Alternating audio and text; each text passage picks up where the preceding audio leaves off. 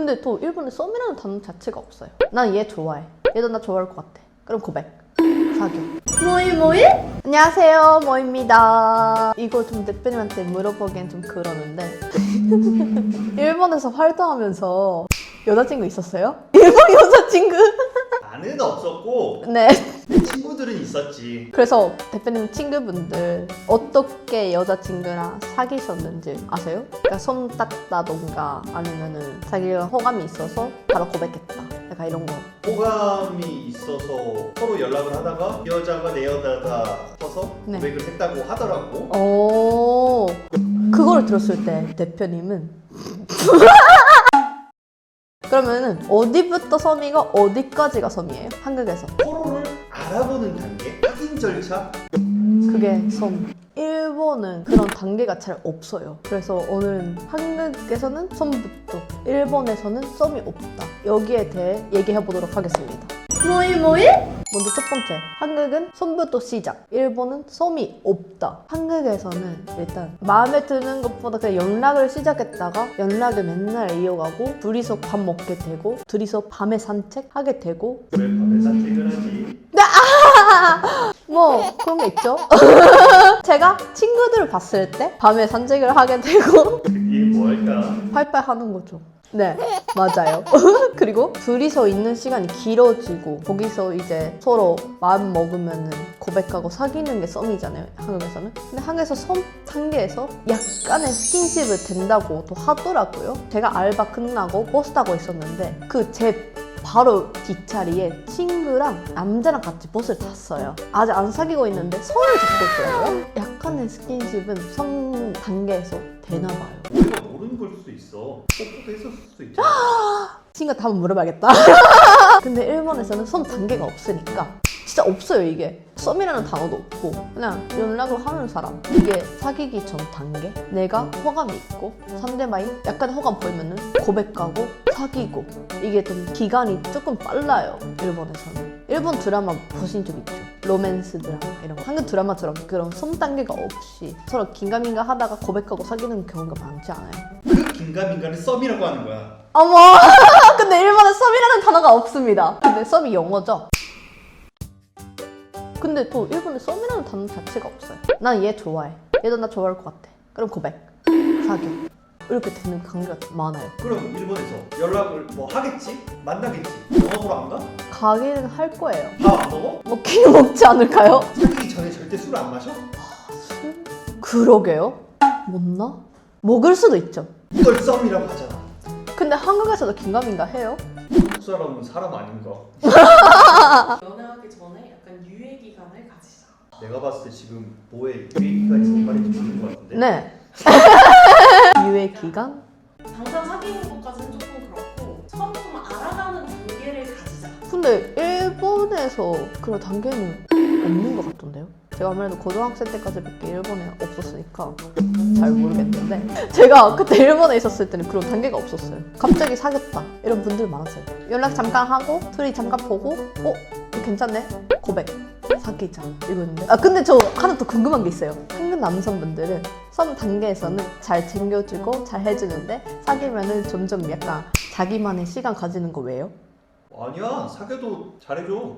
진짜요? 결혼하면은 그런 얘기를 엄청 많이 들었어요. 또 일본 친구도 그렇고 한국 친구들도 그렇고 썸 때는 엄청 잘해줬는데 왜 사귀면 이렇게 사람 바뀌지? 이런 얘기를 엄청 많이 들었어요. 근데 제가 일본에 사는 친구들을 봤을 때는 바로 사귀고 하니까 썸이라는 단계가 없으니까 계속해서 알아가려고 하고 그래서 둘이서 만나려고 하고 하더라고요. 근데 한국에서는 약간 썸이라는 단계가 있으니까 썸까지 이제 시간도 쓰고 챙겨주고 잘 해줬으니까 일단 사귀면은 내 여자니까 자기만의 시간이 좀 필요하고 친구들이랑 게임하는 시간도 필요하고 친구들이랑 밥 먹으러 술 먹고 하는 시간이 필요하다. 그래서 자주 놀러 간다. 이런 친구들도 많더라고요. 그래서 왜 저는 썸이 필요하나 생각하기도 합니다. 그리고 일본 고등학생 때도 그렇고 갑자기 얘랑 사귄다고? 이런 경우 되게 많았어요. 안 친했는데 그러면 만나자마자 사귀는 경우도 있어요?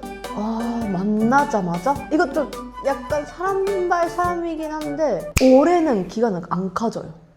모이? 이게 두 번째 이 썸 기간. 일본은 아무래도 썸이라는 단어도 없고 그런 단계도 잘 없으니까 한국에서는 썸이 됐을 때 오래 가지면 한 3개월 이렇게 가지는 사람들 많잖아요. 근데 일본에서 3개월 잘 안 가져요. 그냥 만나서 연락하고 얘도 호감 있는 것 같다. 그럼 사귀자. 이렇게 되니까 한국에서 그런 말 있잖아요.